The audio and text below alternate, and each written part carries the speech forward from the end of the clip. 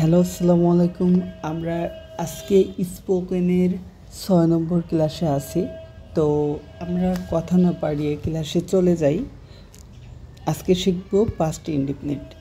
এবার দেখেন, বাংলা ক্রিয়ার শেষে ল, লে, লাম, লেন এইগুলা যদি থাকে তাহলে বুঝবো এটা পাস্ট ইনডিফিনিট। ঠিক আছে? তো এবার দেখেন যে আমরা একটা ওয়ার্ড মিক্স নিব। ধরেন অ্যাসেস মানে সাহায্য করা। তো আমরা এই অ্যাসেসটি নিব। তো এই যে অ্যাসিস্ট মানে সাহায্য করা। তো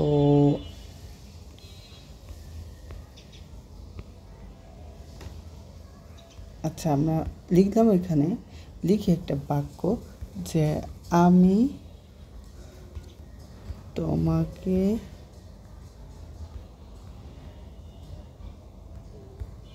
সাহায্য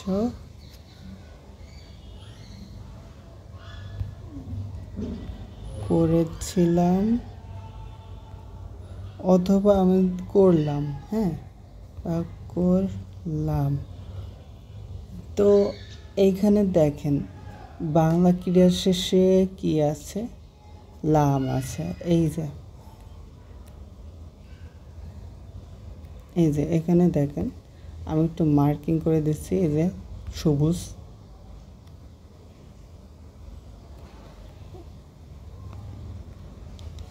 এই যে বাংলা ক্রিয়ার শেষে কি আছে?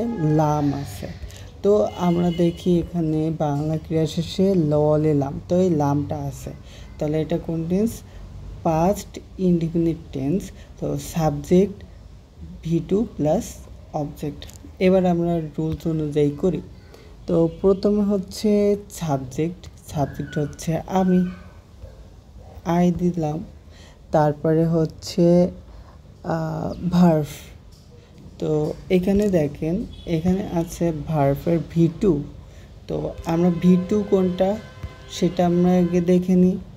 এটা V1 আর এটা V2 আর এটা V3। তো এখানে দেখেন এটা হচ্ছে পাস্ট ফ্রম। তো পাস্ট ফ্রম কি আছে? অর্থাৎ এটা হচ্ছে V2। তাহলে এখানে ASSISETED অ্যাসিস্ট। ঠিক আছে? তো আমরা একটু করি ASSE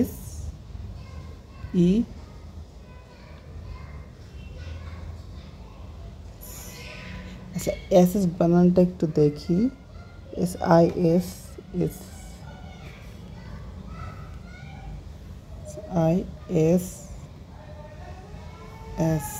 অ্যাসেস্ট। আচ্ছা, এই যে অ্যাসেস্ট, এবার কি দিব? এবার দিব হচ্ছে অবজেক্ট। দেখেন এখানে লেখা আছে যে V2 পর্যন্ত লিখছে, তারপরে অবজেক্ট। তো এখানে দেখেন এবারে অবজেক্ট কোনটা? অবজেক্ট হচ্ছে এই যে তোমাকে। তাহলে এখানে তোমাকে এর অর্থ হচ্ছে তুমি। হ্যাঁ, ইউ। এই যে ইউ এবার দিলাম, হয়ে গেল। এবার মাথায় রাখবেন এই V2 সাথে কখনো আইএনজি হবে না। ঠিক আছে? আমি যদি এখানে আইএনজি দিই V2 যে কোনো জায়গায়, V2 অ্যান্ড V3 এর সাথে যদি আইএনজি করা হয় অথবা এস লাগানো হয়, এটা কিন্তু ভুল হবে। এটা হয় না। ঠিক আছে? এটা মাথায় রাখবেন। তো এখানে আমি যদি এখানে দেখেন এখানে V2 তার সাথে আইএনজি, তাহলে এই বাক্যটা কি হবে? রং হবে। এটা কি হবে? ভুল হবে, ভুল, ক্রাস। আর এর সাথে কখনো এস হবে না। ক্লিয়ার?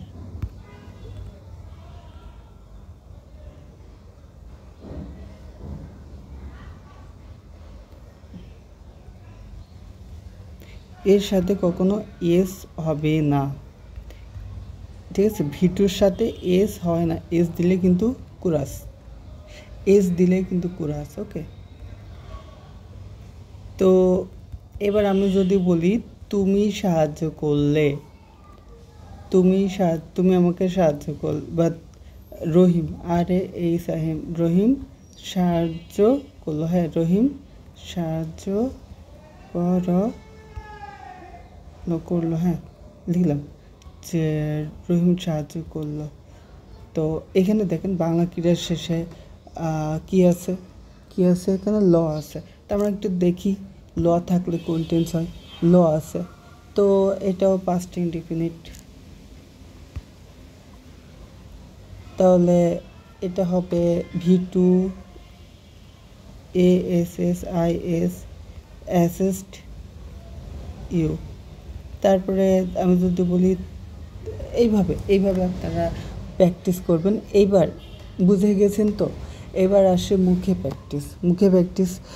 অর্থাৎ এইভাবে করবেন, আমি তোমাকে সাহায্য করলাম, আই অ্যাসিস্ট ইউ, তারা তোমাকে সাহায্য করলো, দে অ্যাসিস্ট ইউ। তারপরে রহিম তোমাকে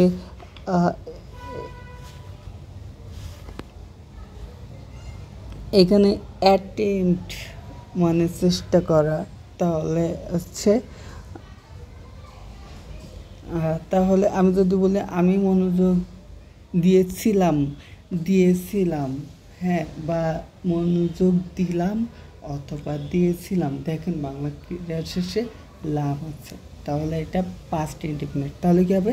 আমি যদি বলি আমি মনোযোগ দিলাম, তাহলে আই অ্যাটেন্ডেড। ঠিক আছে? এইভাবে আপনারা করবেন। আর আমি কিছু বাক্য বলতেছি, এগুলো ইংলিশ করার চেষ্টা করবেন মুখে। আমি ভাত খেলাম, আমি ঘুম পড়লাম, তারা ঘুম পড়ল, আমি কবিতা লিখলাম, তুমি কবিতা লিখলে, তারা রান্না করলো। দেখেন করলো, ল আছে, তো এটাও পাস্ট ইনডিফিনিট। ঠিক আছে? তারপরে সে কবিতা লিখলো, আমি খাতা তৈরি করলাম। এগুলোর বাংলা থেকে ইংরেজি প্র্যাকটিস করবেন, বেশি প্র্যাকটিস করবেন, বেশি সেলফ স্টাডি প্র্যাকটিস করবেন। এবার আসি আমরা প্রশ্ন যে আমি যদি বলি যে হচ্ছে তুমি কি চেষ্টা করেছিলে, তুমি কি চেষ্টা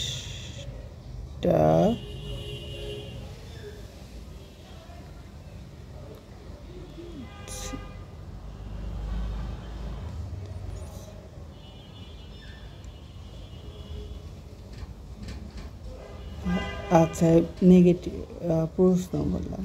এবার দেখেন প্রশ্ন করার সময় আমাদের রুলসটা হচ্ছে প্রথমে অক্সিলারি ভার্ব, পাস্ট ইনডিফিনিটের অক্সিলারি ভার্ব হিসেবে ডিড হয়। এটা লিখে নেন, রুলসটা লিখেন।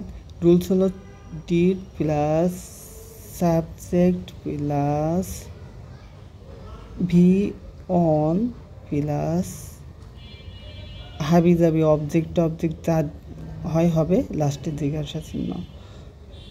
এবার দেখেন এখানে প্রথমে ডিড আনবো, ডিড, তারপরে কি সাবজেক্ট তুমি, ইউ, তারপরে হচ্ছে ভার্বের ভি অন অর্থাৎ ATTE অ্যাটেম্পট, তারপরে এই অবজেক্ট যদি থাকে তাহলে দিব, না থাকলে না দিব, লাস্টে জিজ্ঞাসা চিহ্ন। এইবার কথা হচ্ছে আমরা এইভাবে প্র্যাকটিস করব। তো আমি যদি বলি তুমি খেয়েছিলে, তারা খেয়েছিল, তারা কথা বলেছিল, তারা কি কথা বলেছিল, তারা কি ঘুম পড়েছিল, এগুলো বাংলা থেকে ইংরেজি করেন। তারা কি বই লিখেছিল, তারা কি পড়াশুনো করেছিল। তো এই যে তারা কি পড়াশুনো করেছিল, তাহলে এখানে প্রথমে ডিড দিব, তারপরে সাবজেক্ট দে, তারা ইংলিশ দে, তারপরে দিব হচ্ছে V1, তাহলে স্টাডি মানে পড়াশোনা করা, স্টাডি। এই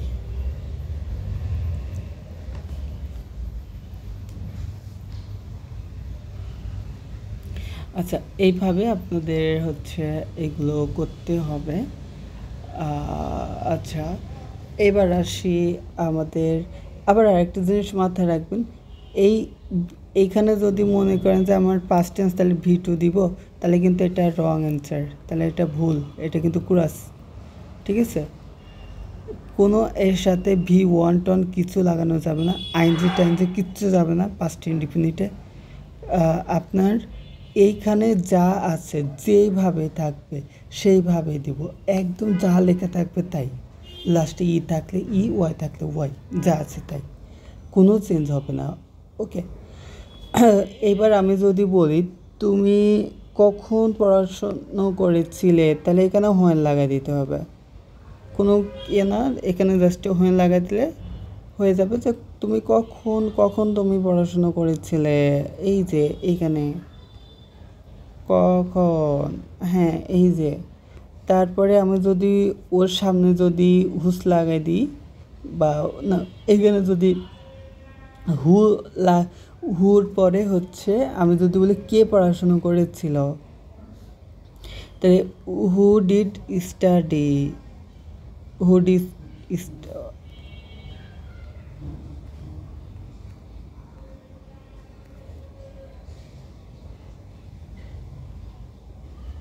হু ডিড স্টাডি। ওকে, আচ্ছা বুঝলাম। এবার হচ্ছে এইভাবে আপনারা এইগুলো প্র্যাকটিস করবেন। তারা কেমন পড়াশুনো করেছিল, how how did they, how did they, ঠিক আছে? এইভাবে। এবার আমি যদি বলি তুমি কি চেষ্টা, তুমি কি চেষ্টা, আচ্ছা এটা আমি পাস্ট টেন্সে জিজ্ঞাসা সুযোগ করব, তাহলে তুমি কি চেষ্টা করনি। এবার দেখেন এইখানে কিন্তু এটা প্রেজেন্ট টেন্সে ভাবলে হবে না, এটা পাস্ট টেন্সের এটা ভাবতে হবে যে কখন তুমি তুমি কি চেষ্টা করনি। হ্যাঁ, আমি পাস্ট টেন্সে করছি, কোনো একটা ঘটনা ঘটে গেছে, তিনি ব্যর্থ হয়েছে, তো এটা আমি তুমি কি চেষ্টা করনি। তো এইটা যে নেগেটিভ, এটা আমরা কিভাবে করব, আমরা হচ্ছে এখানে did not you you study, you try, হ্যাঁ এইভাবে করব, ঠিক আছে? তুমি কি খাও নেই, তাহলে হচ্ছে did not you eat rice, তুমি কি ভাত খাও নি, এটার হচ্ছে এই, তুমি কি ভাত খাও নি। আচ্ছা, এটা বলবেন হচ্ছে স্পিকিংয়ে, হ্যাঁ এটা আপনি কি করবেন, স্পিকিংয়ের সময় এরকম ইউজ করবেন, স্পিকিং যখন করবেন ইংলিশে কথা বলবেন, ঠিক আছে? আর আমি কিছু বাক্য বলি, এটা আপনারা করেন। তুমি কি সাহায্য করনি, তারা কি সাহায্য করেনি, রহিম কি সাহায্য করেনি। আচ্ছা, তো এইবার দেখেন এইখানে আমি যদি বলি যে আমি এটা স্পিকিংয়ের সময় আমরা এই নটটা এইভাবে দেব, হ্যাঁ ডিডের সাথে নট। আর আমরা যখন খাতা লিখব, পরীক্ষার খাতায় বা যে কোনো খাতায়, তখন ডিড ইউ নট দিব, ঠিক আছে? এটা মাথায় রাখবেন, স্পিকিংয়ের সময় কোনটা আর লেখার সময় কোনটা। এবার আমি যদি বলি তুমি চেষ্টা করনি, হ্যাঁ করনি, নেগেটিভ, ঠিক আছে? তখন কি হবে, ইউ ডিড নট ট্রাই। আমি যদি বলি তুমি খাওনি বা আমি খাইনি, আমি খাইনি, আই ডিড নট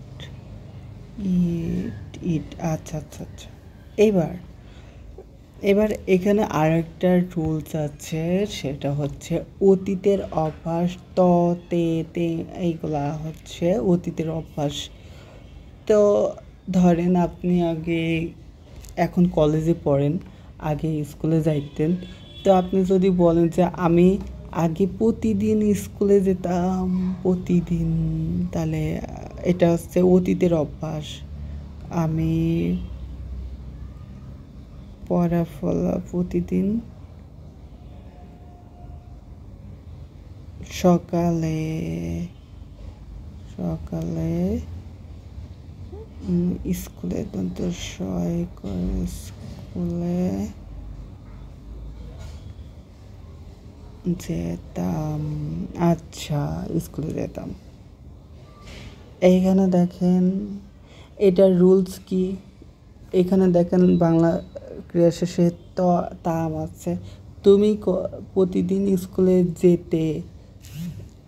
হ্যাঁ, তা আমি যদি বলি সেই স্কুলে প্রতিদিন স্কুলে যেত। হ্যাঁ, সে প্রতিদিন স্কুলে যেত। তো দেখেন এখানে বাংলা ক্রিয়া শেষে কী আছে, ত আছে। তো রুলসটা হচ্ছে প্রথমে subject use to plus V1।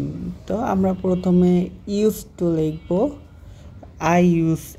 এখানে দেখেন এখানে সাবজেক্ট হচ্ছে আমি, আই। তারপরে কি দিব, তারপরে হচ্ছে এখানে দেখেন ইউজ টু,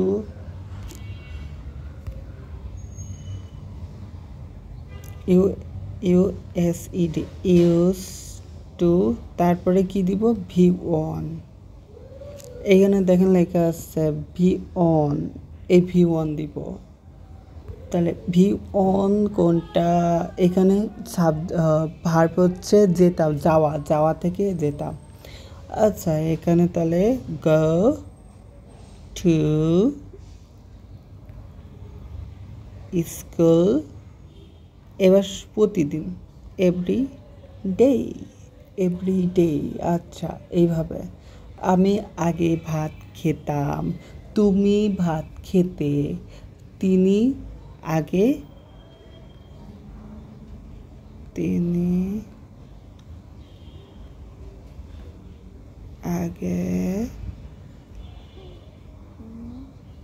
বই তিনি সেই সময়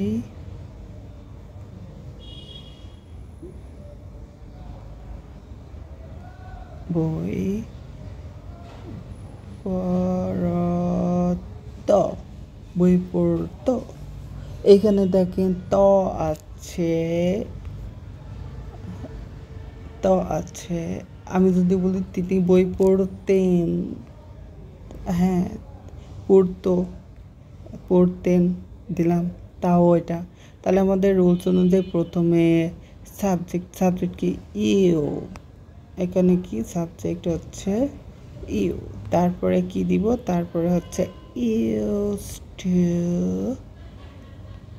তারপরে কি, তারপরে হচ্ছে ভার্বের বেস ফর্ম। এখানে পড়া হচ্ছে রিড, আর এটা রিড সেই সময়, ড্যাট টাইম। ওকে, এইভাবে আপনাদের করতে হবে। হ্যাঁ, তো আমি যদি বলি সে ওই সময় বই পড়তো না, হ্যাঁ, এইখানে তখন আপনি কি করবেন। আমি যদি সেই সময় বই পড়তো না, ডিড নট, তখন এখানে কিন্তু ইউজ করতে হবে, use to. Did not use to read বুক। হ্যাঁ, এখানে তখন ডিড লাগালে কিন্তু এটা ভুল, এখানে ডিড লাগালে তখন কিন্তু ভুল। এখানে ইউজ হবে V1, ঠিক আছে। আচ্ছা, এইভাবে। ওকে, আশা করি বুঝতে পারছেন। তো আরেকটা বিষয় আপনাদের জানতে হবে এটার ক্ষেত্রে, তো সেটা আমি আপনাদেরকে শেখাবো। তো ওয়েট,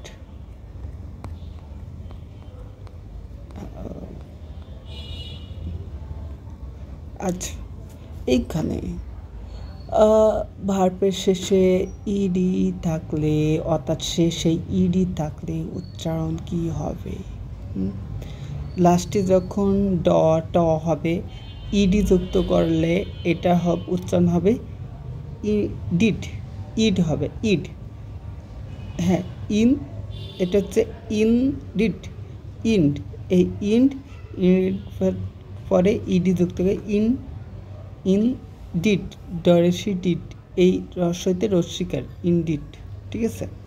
তারপরে লুক, লাস্টে ক, লুক, এই যে ক, তো যখন আমরা ইডি যুক্ত করবো লুকড, ট হবে লুকড, ঠিক আছে, লুকড। তারপরে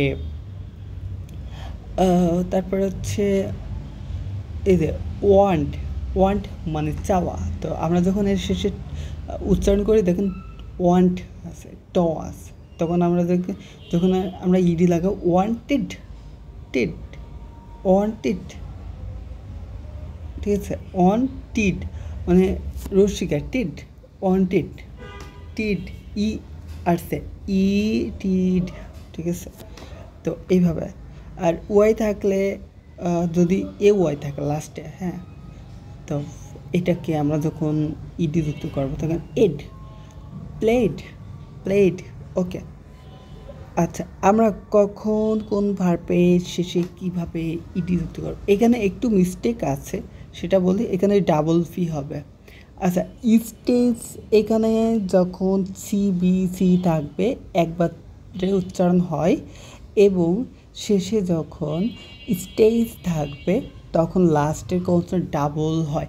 স্টেজ মানে কি? স্টেজ মানে হচ্ছে জোর করা, অর্থাৎ ওই যে ভার্ব উচ্চারণ, যে ওয়ার্ডটা উচ্চারণ করছেন ওই ওয়ার্ডের যে অক্ষরের উপরে জোর হবে, অর্থাৎ ওই উপরে যেরকম আপনি উচ্চারণ করে দেখেন স্টপ, ওর উপরে থাকছে পির উপরে টফ, স্টপ, তাহলে স্টপ ডাবল পি হবে, এখানে একটু মিস্টেক আছে, ডাবল পি হবে স্টপ, তারপরে ইডি হবে স্টপড, স্টপড, ঠিক আছে, স্টপড, ঠিক আছে।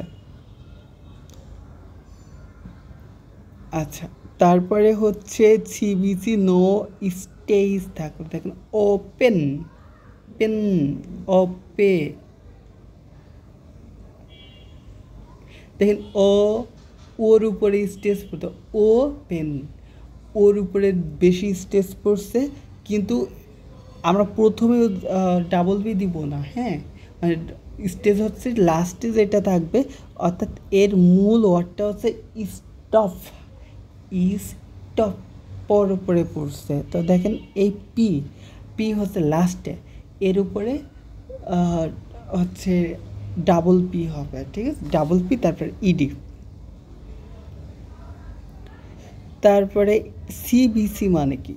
সিবিসি অর্থ হলো, সিতে হচ্ছে এই সিতে হচ্ছে কনসোন্যান্ট, এই যে পি কনসোন্যান্ট, তারপরে ভিতে হচ্ছে ভাওয়েল, দেখেন ও ভাওয়েল, তারপরে আবার সি, এবার দেখেন টিটা কনসোন্যান্ট। তো সিবিসি দেখতে হয় সবসময় লাস্টের দিক থেকে, একটা ওয়ার্ডের লাস্টের দিক থেকে, দেখেন সিবিসি আছে, আবার স্টেজ পড়তেছে হচ্ছে পির উপর, তাহলে এখানে ডাবল পি তারপর ইডি যুক্ত হবে, তাহলে স্টপিড, স্টপিড, ঠিক আছে। এবার এখানে সিভিসি স্টেজ, স্টেজ এটা দেখেন, যেখানে যেখানে এই দেখেন এখানে কিন্তু ওর উপর পড়ছে, ওপেন, ওপেন, ওপেন, মানে লাস্টে যেগুলো সেগুলো হালকা উচ্চারণ হচ্ছে, কিন্তু জোর পড়ছে ওর উপর, ও ফ্যান, ও ফ্যান, ঠিক আছে। তাহলে আমরা কিন্তু সামনে যেটা থাকবে একে আমরা দিতে পারবো না, আমাদের দিতে হবে লাস্টে যে ওয়ার্ডটা, মানে লাস্টে যে অক্ষর থাকবে তার উপরে। আচ্ছা, লাস্টে সিভিসি, তার প্লাস এই যে ওয়াই থাকবে, অর্থাৎ লাস্টে ওয়াই থাকবে, হ্যাঁ, মানে এটা হচ্ছে সিবিসি, অর্থাৎ হচ্ছে আপনার এই যে CVC x I, I consonant, তারপর হচ্ছে এফ। তো এখানে দেখুন যখন এরকম থাকবে তখন এর শেষে ইডি যুক্ত করতে হবে, ডাইরেক্ট ইডি, কোনো ডাবল করা যাবে না, ঠিক আছে, ওকে। যখন লাস্টে লাস্ট ডাবল কনসোনেন্ট থাকবে লাস্টে ডাবল কনসোনেন্ট থাকবে। তো ওই কনসোনেন্টের কোনো সরি এখানে কনসোনেন্ট না, এখানে লাস্টে ভাওয়েল হবে। সরি, এখানে মিস্টেক হয়ে গেছে, ভাওয়েল হবে। যখন ডাবল ভাওয়েল হবে তখন হচ্ছে ডাইরেক্ট ইডি যুক্ত করতে হবে। এখানে একটু মিস্টেক গেছে, এখানে ভাওয়েল হবে, লিখে নেবেন। এখানে ডাবল কনসোনেন্ট ডাবল ভাওয়েল মানে হচ্ছে বলি, লাস্টে আপনাদের হচ্ছে যেটা থাকবে অর্থাৎ ওই কনসোনেন্টের আগে, অর্থাৎ এখানে লিখে নেন ভালো করে, কনসোনেন্টের আগে, লাস্ট কনসোনেন্টের আগে ডাবল ভাওয়েল হলে, এটা দেখেন কে হচ্ছে কনসোনেন্ট, তার আগে ডাবল ভাওয়েল লিখে নেন। কোনো কনসোনেন্ট এর আগে যদি ডাবল ভাওয়েল হয় ডাইরেক্ট ইডি যুক্ত করতে হবে।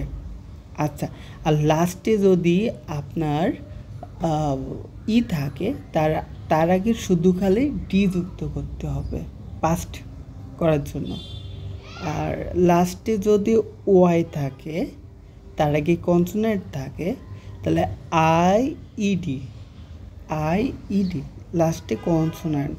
তার মানে এখানে দেখেন, আমি যদি এখানে লিখি সাপোজ, এখানে যদি আমি লিখি একটা ওয়ার্ড যে CRY কিরাই, লাস্টে দেখেন এখানে আর হচ্ছে কনসোনেন্ট, তারপরে ওয়াই আছে, তাহলে এখানে কি বলছে দেখেন, এখানে আছে লাস্ট কনসোনেন্ট হচ্ছে মানে ওয়াইয়ের আগে, ওয়াই যেটা থাকবে তার আগে কনসোনেন্ট প্লাস ওয়াই। তো এখানে দেখেন এখানে কনসোনেন্ট, এই যে ওয়াই, এখানে দেখেন ওয়াই, আর হচ্ছে কনসোনেন্ট আর হচ্ছে ওয়াই, তাহলে এখানে কি হবে আইইডি, ওয়াই উঠে, তাহলে CRY RIED এটা হবে। ঠিক আছে, মাথায় রাখবেন। যেরকম